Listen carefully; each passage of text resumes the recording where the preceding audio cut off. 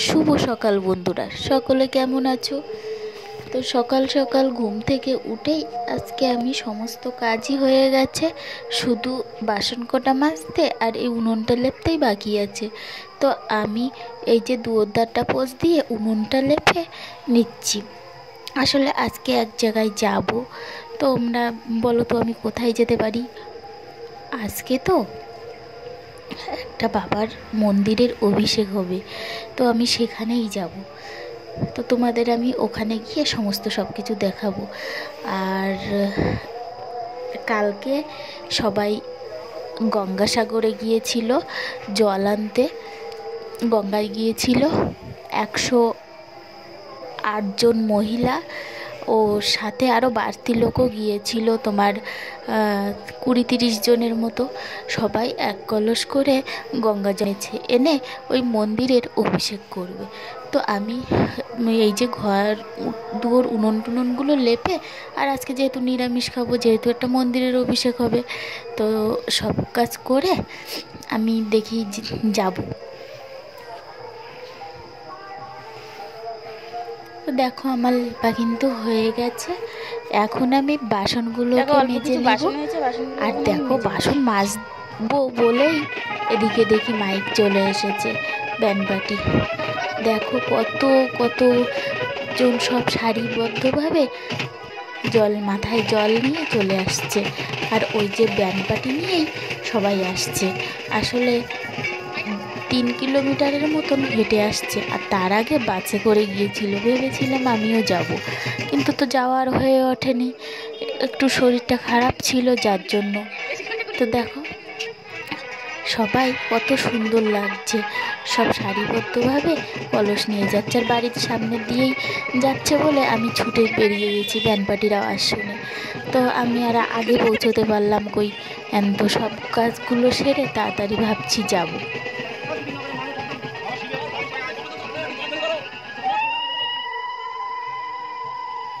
এর ভিতরে কিছু কিছু দেখো ড্যান্স করছে, আর কত লং লাইন তোমরা তো দেখতেই পাচ্ছ।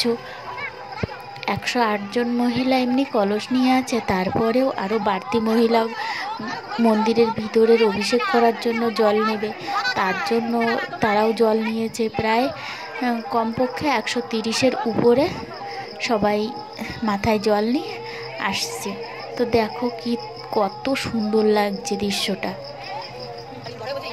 আর এই যে লাইনের শেষ হয়ে গেছে, তো আমি এখন তোমাদের পিছন থেকে দেখাচ্ছি। দেখছো মাথার আগার দিকে আর দেখা যাচ্ছে না।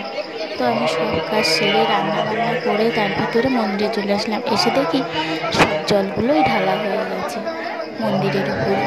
তো কী করবো, এখন এই যে ঠাকুর প্রণাম টনাম করলাম, আর 6টা-7টা ব্রাহ্মণ ও ভস্তা নিয়ে এসে মন্দিরটাকে মানে পুজো দিচ্ছে, অভিষেক করছে, আর মন্দিরে ঠাকুরের প্রাণ প্রতিষ্ঠা করছে। তো এই ঠাকুরের নাম দিয়েছে বাবা তিলকেশ্বর। এটা আমাদের সুন্দরবনে অবস্থিত মন্দিরটা, নতুন উত্তরচার। দেখো আমি জল ঢালা এসে দেখতে পারিনি বলে যে পিছন থেকে জল ধরছিলাম। আসলে এটা আমার এক কাকি, ওই ঘরের পিছনে পাইপ থেকে জল পড়ছে, সেই জলটাই বোতলে ভরছিলাম। আসলে ওই জল দিয়েই ছেলেকে স্নান করিয়ে দেবো, বাড়ির সবাই স্নান করব। আর এই দেখো মন্দিরের অভিষেক হচ্ছে, ভিতরে প্রাণ প্রতিষ্ঠা করবে, তো মন্দিরের ভিতরে যেতে দিইনি, যার জন্য ভিতরটা তোমাদের দেখাতে পারলাম না। দূর থেকে বলছি, সবাই বসে আছে, দেখো সবাই অঞ্জলি দেবে লাস্টে। আর ওই যে মাটি কোপাচ্ছে একটা লোক দেখছো, ওখানে না হোমযজ্ঞ হবে, অভিষেকের হোমযজ্ঞ তো হবে লাস্ট।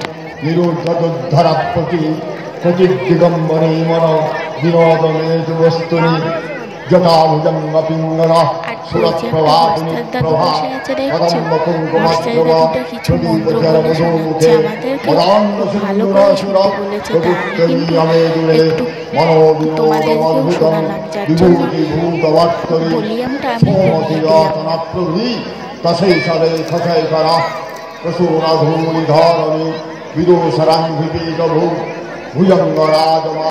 তো মোকামে তারকেশ্বরের মতো আমাদের এখানে সুন্দরবনে তিলকেশ্বর মন্দির স্থাপিত হয়ে গেল।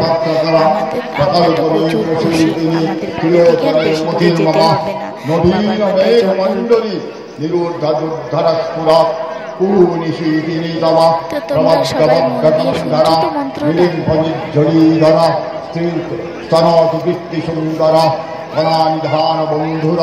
সমস্ত জায়গায় সেই কুম্ভ মেলা চলছে। দেখো এখন অঞ্জলি শুরু হয়ে গেছে, সবাই অঞ্জলি দেবো, তারপরে প্রসাদ বিতরণ হবে।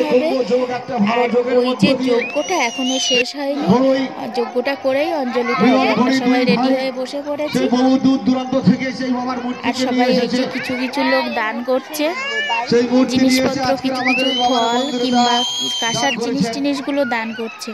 তো দেখো যজ্ঞ শুরু হয়ে গেছে। এই যে সবাই যজ্ঞ শেষ হয়ে গেছে, শুরু হয়ে গেছে বলা ভুল, আমি পিছন থেকে ধরতে পারিনি, প্রচুর ভিড় ছিল।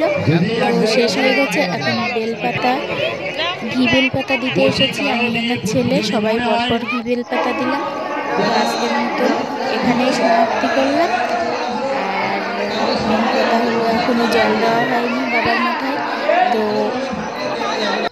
এই যে জল টল ঢেলে লাস্ট পর্যায়ে বাড়ি চলে আসলাম। তো আজকের মতন ব্লগটা এখানেই শেষ করব। তো কেমন হলো ব্লগটা অবশ্যই কমেন্ট করে জানাবে।